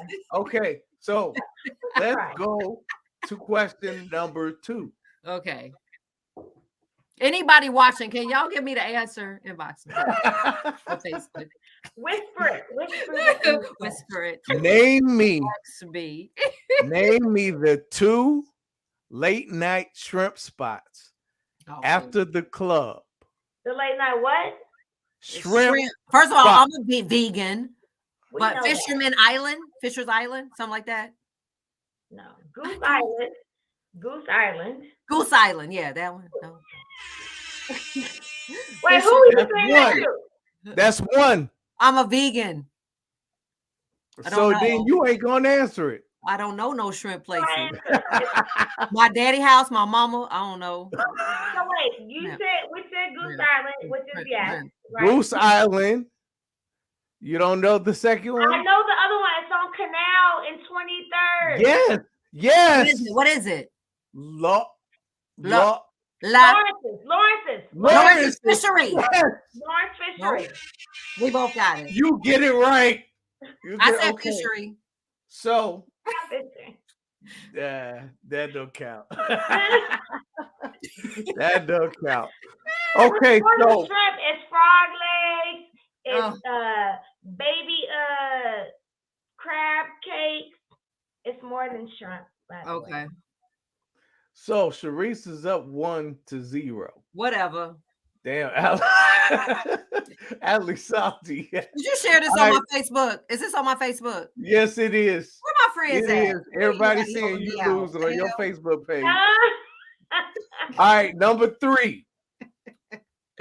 Let's see. Name me. Now this I don't see it on my Facebook. this one isn't a lie. No, It's okay. on there. I don't see I it. put it on there. Unless you have like some kind of special privacy on your page. Maybe. Ugh. Go on. Okay. So name me the 3 most popular clubs On my Facebook. in the Weed Street district in the 90s. Wait a minute, say that again. The who? Oh, The I know. 3 most Biology popular bar. clubs Biology bar. in the Weed Street district in the Funky 90s. Buddha. 10 seconds. 10 seconds. Funky Buddha? No, that's not on Weed Street. Who are you asking? I don't know. I'm asking both of you. He but has I'm both of us. waiting 10 seconds. Listen, biology bar. Well, I used to go to Joe's- Biology Bar with John Biology Monopoly used to bar, manage it. Joe's Weed Street and Circus. Well, when did Circus come in the 90s or after the 90s? Is Biology No. Bar right? Biology is right. Is it? Yeah. Yes, biology. yeah. So Joe's Charise, do you remember when John Monopoly managed that? John Monopoly? and Kanye? Dragon Room. No, yes, that I Okay. yes, I know it very well because I was downstairs. So your answer is what? Wait a minute. What? Say that again. I used to be there. Those are my people. John, Don C, Ivan. Yes, so, yes.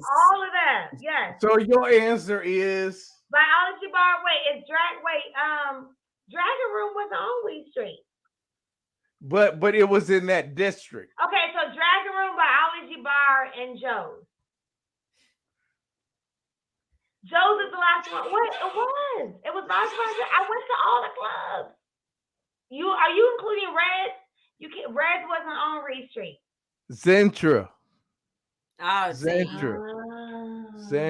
My mama ain't let me go out and party. You have to stay in the I get an exemption.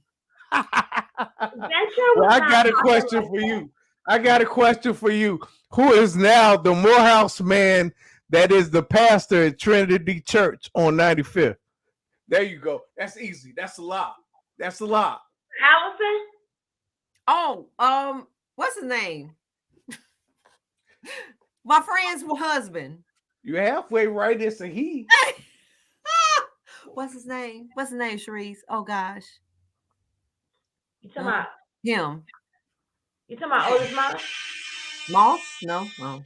Yes. Oh. Yes. Yes. That is yes. Charise.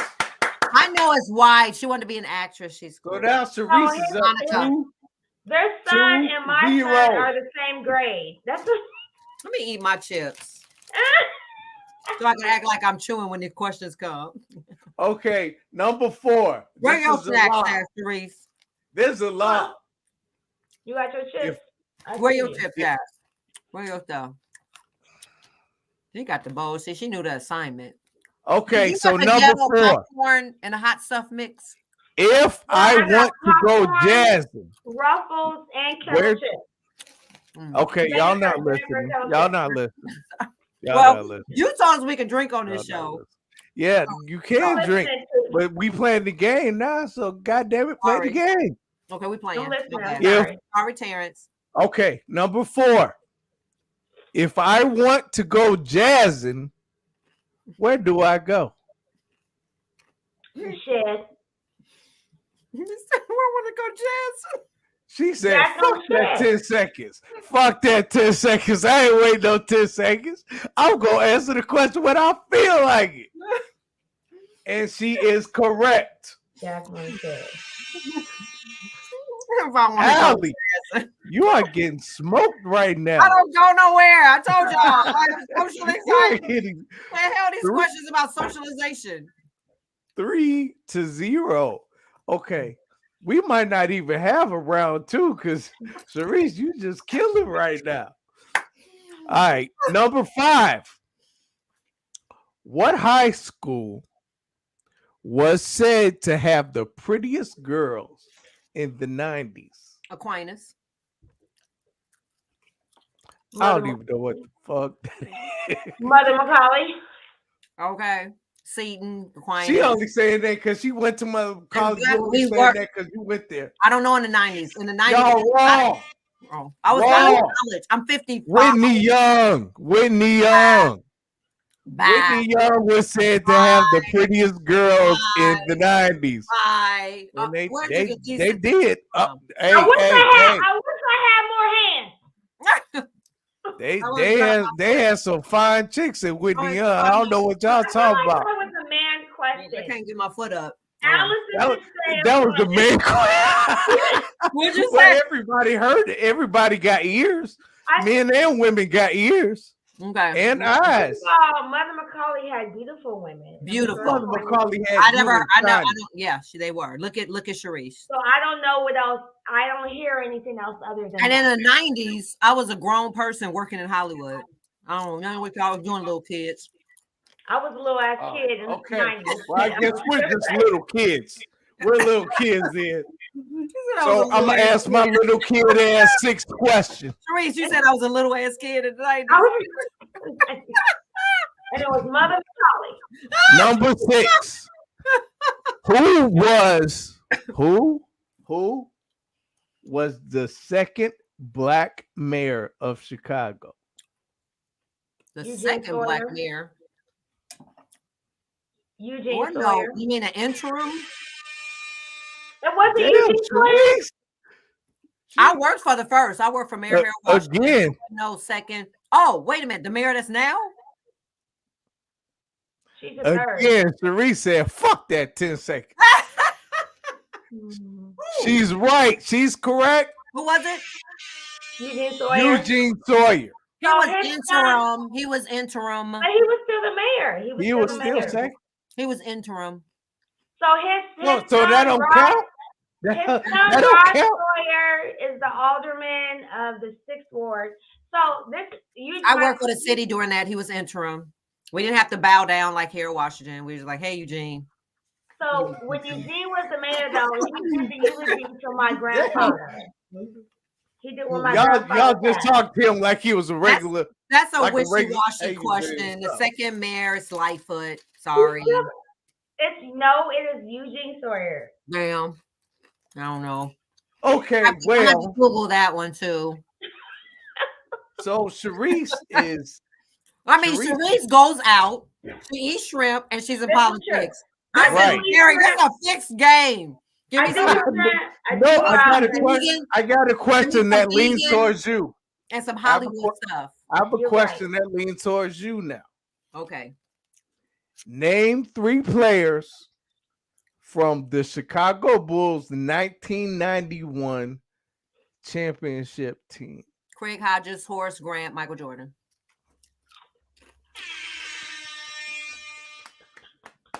That was the layup. I think Charise just said, let you go ahead. But that was the layup. I put it to that was the answer after I was done chewing.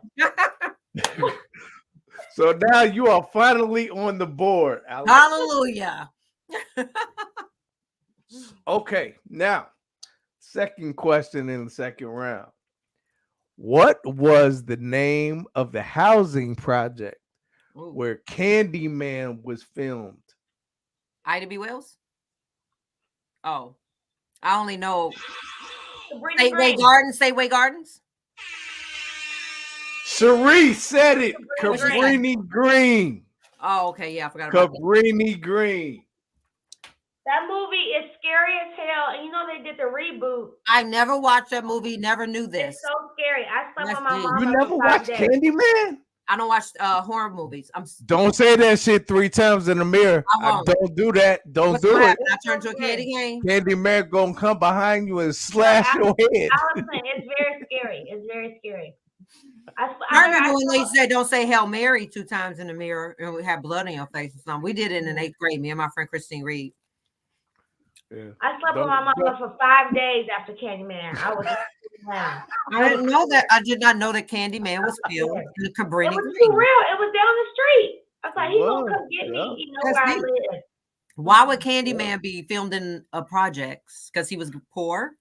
Well, you have to see the movie, the whole plot. He went after poor people. Yeah. Oh, okay, I have to watch it. No, yeah, you have to watch it. It was very scary. Okay, number 3. It was very scary. Third question. Like Cabrini Green, Candyman, scary. Just don't. It was very scary. There's a lot going on in that. But, okay. Third question. Who did Lori Lightfoot defeat in the runoff election in 2019 to become the mayor of Chicago? Everybody. I'm gonna need you to narrow that down. I know the answer, but I want you to get this, Allison. I need you to narrow that down. Every fucking body. That's true. That is absolutely true. You should get a point just for that. She does. I got it. More specifically, it was Tony Perkwinkle. I know. That's so funny. Are you giving a point to Allison for saying I'm everybody? giving it to Allison because she was correct. It was everybody. She did beat. It was a lot of people in the race. And she did everybody. It was true. Everybody. I remember seeing her commercial in the middle of the night with her daughter, and she came late. And I said, I met her at an event. She was married to a white lady. Beautiful. I said, she's gonna win. That's all I said. She had Is black. it because she was married to a white lady? Yes, she had black people, gay people, white people. Check. You are Check, too funny. check. Okay, I said it. number out four. This is a lob. This is super easy. What all-female high school is located just east of Brother Rice High School? Okay, I don't know none of that. I want to know where Brother Rice is. Are you an M? Are you an MI? Are you an MIGHTYMSC? Do you believe you are the best? Do you believe you are the best of all the rest? For everybody that is watching, that is Mother Macaulay. She was saying Mother Macaulay. That is where she went to high school. She got that right. So now the score is 6-2. All right. It is what it is. I'm cute though. That's cool. It is what it is. I'm cute though. She was like one of 10. One of 10 that Mother Macaulay that was cute. She was like one of 10. I'm so cute. All right, number 5. This is a little bit easy and a little bit hard at the same time. A little bit easy, a little bit hard. What pizza place did God, Derek Rose make a commercial for? I don't know this. I don't know. Giordano's, Beggars. That's it. That is it. Which one? Giordano's. Yay! I don't eat pizza, but yay! You just was naming shit. You don't remember the commercial. You don't remember the commercial. Italian Fiesta. Oh yeah, Italian Fiesta. I've had the greasy. Little Tyrone made a commercial for that. Little Ray Ray. Okay, let me ask something about Italian Fiesta because as you know, I'm a vegan. I don't eat pizza really, except if it's vegan, which is rare. But can't eat nothing. I sucked the crust from Italian Fiesta, and that shit was good. So I can imagine what it actually tastes like, because the crust was like the whole. It was greasy, yummy, delicious, salty, heart flogging, flogging. I'm hot. So is it delicious? Is the Italian Fiesta like the best pizza in Chicago? Yes. Yes. If there's no grease on the box, it's not real. It's not real. Excuse me? He said no. No. What's the best pizza, Terrence? The best thin crust pizza is Beggar's Pizza. Are you Beggars. No. It must definitely be a specific Beggars because it's a Beggars right down here in the suburbs. It's disgusting. Yeah, that's not. So it's got to be a specific Beggars. Yeah. Okay. Yeah. Well, I don't know anything about the Beggars locations. I know Italian Fiesta has consistently come through. It has decades. Which one? Which one? Every single one. I don't know. Are they all taste the same? I know the one that every now and then the one on 47th is hit or miss. Okay. But every single one for my life, Italian Fiesta. Okay. The grease is beautifully, evenly distributed on the bottom of the box. Don't come look at her. She doing a whole commercial. She like it's evenly distributed. I don't know nobody over there. I don't know nobody over there. Finest of Wisconsin. The sausage is purveyed by the East Bank of Louisiana.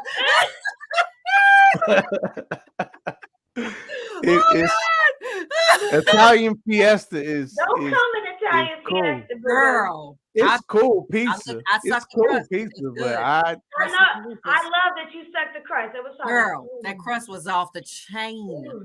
So I can imagine the hell out of that crust. Yes, the crust is delicious. Then kids, I hope y'all going to bed. We got a little X-rated right there, kids. I'm sorry. Look at that.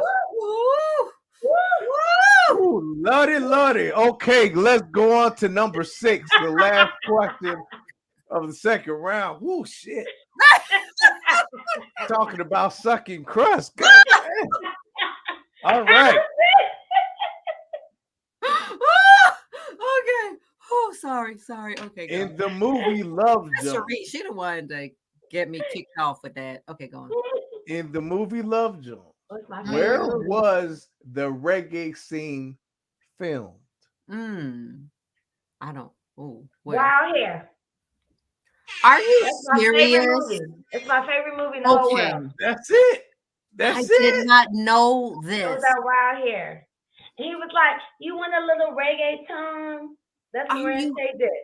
Yeah, I want to that's my see the favorite young movie. girl I dance. want to see the younger girl Yes, dance. yes. I did not know. Yeah. See, y'all, and I'll be 55. This is generational stuff, y'all. Love Jones is nothing. Ask me about some stuff back in the 70s. Bob, you playing. You I'll be playing. 55. You don't look no part to no 55. 55, January 12th is my birthday. Quit playing with us. Why you playing with us? That's why I'm like, You I don't know. said you're Some of y'all stuff I don't know. 45. You're 45. 55. 45. 55. Lord have mercy. You better. Like I said earlier, kids, I hope you all are gone to bed. Things have taken a turn a little bit. I'm sorry about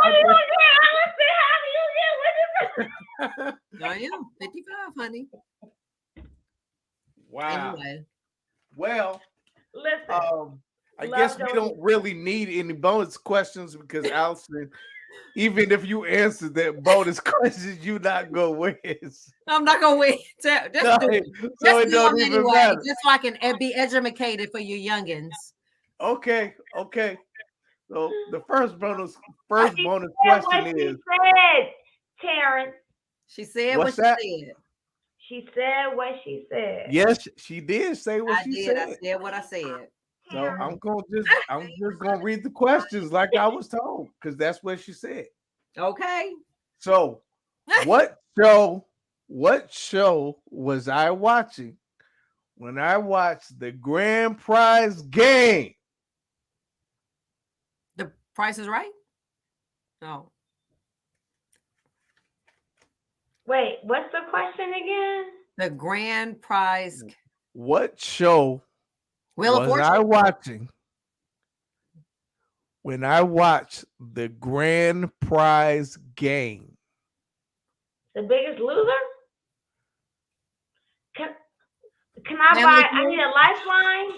Can I buy a vowel? Can I buy a vowel? Right. Can I buy a vowel? No, it is the Bozo Show. Oh, wow. How do you not know the thing where you I've never throw the little ping pong ball in the bucket? I remember the Bozo Show. Yeah. Bozo Show. Yeah, that was a little bit before my time. I didn't know. I thought it was something new. I didn't know you were Charise, that was not before your time. Don't act like you. I didn't know you were throwing me a senior citizen question. So sorry.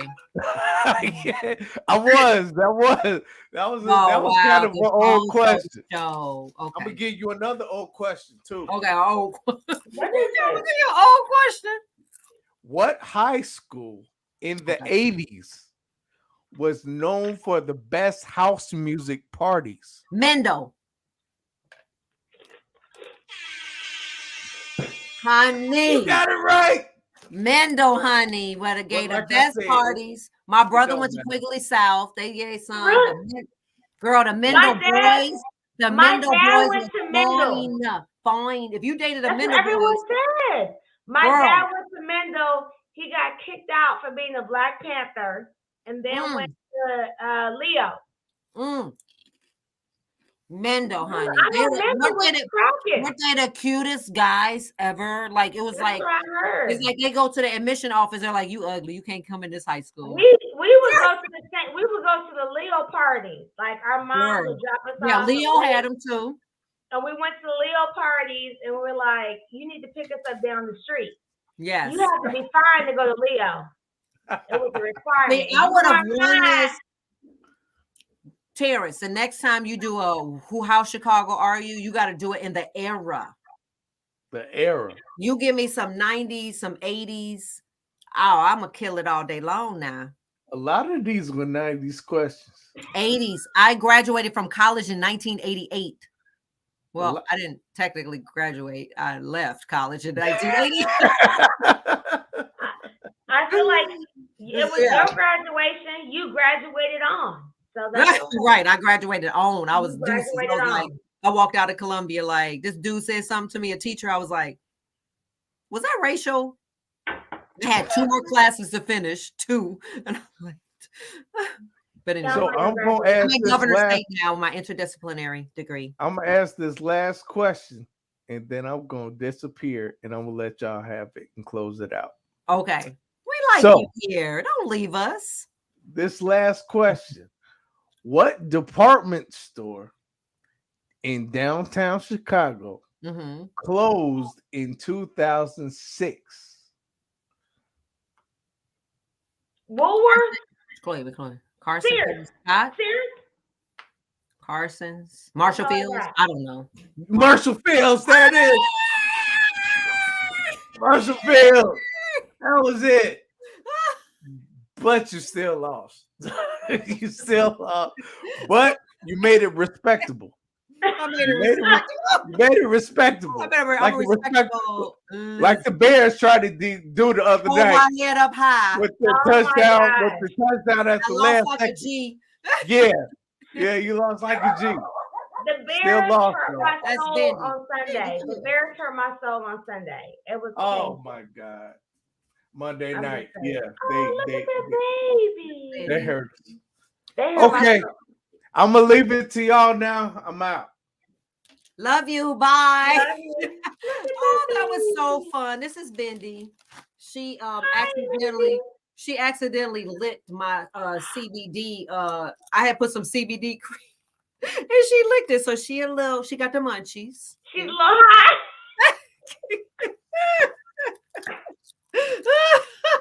So anyway, Hoot, that was a lot of fun. We have so much to follow up on when we get offline and start our new love, relationship, friendship. I love it. I can't wait. Everyone said, listen, before I got on, I was talking to Nikki. Nikki was like, I love Allison. Oh, she's beautiful. She's literally, I was like, I know, I'm so excited to talk to her. Nikki Hayes said that? Yes. I think Nikki Hayes is the baddest. Okay, so I got a funny little story. I don't even know if Nikki knows this. And then we'll be gone because we could just talk all day. We'll be forgetting we're on the show, girl, and start getting down. But I was a vegan, right? And then at some point, my doctor said that I had to start eating chicken because my protein was dropping or whatever. Okay. So I proceeded to go on a chicken tour. And my first bite of chicken of not eating chicken was at Pier 31. Oh, wow. And when I tell you, it's like that Wasn't it amazing? Girl, it was like that first, when people are crack, get hooked on crack, you searching for that first hit.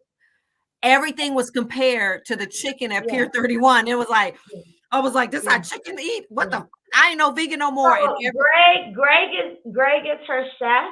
Girl. He's amazing. He's been on all these like cooking shows and stuff. No, I didn't know that. Yeah, so her chef. Chicken at Pier 31. Any vegan that wants to eat chicken, go there. And then the second runner-up, well, they kind of head and toe, is Uncle Remus. Charmaine Rickett, honey. I don't know. Both of them. It's like if you ever want to stop being vegan and eat chicken, you go there and then you'll never eat chicken nowhere else. Charmaine. I call her Maine.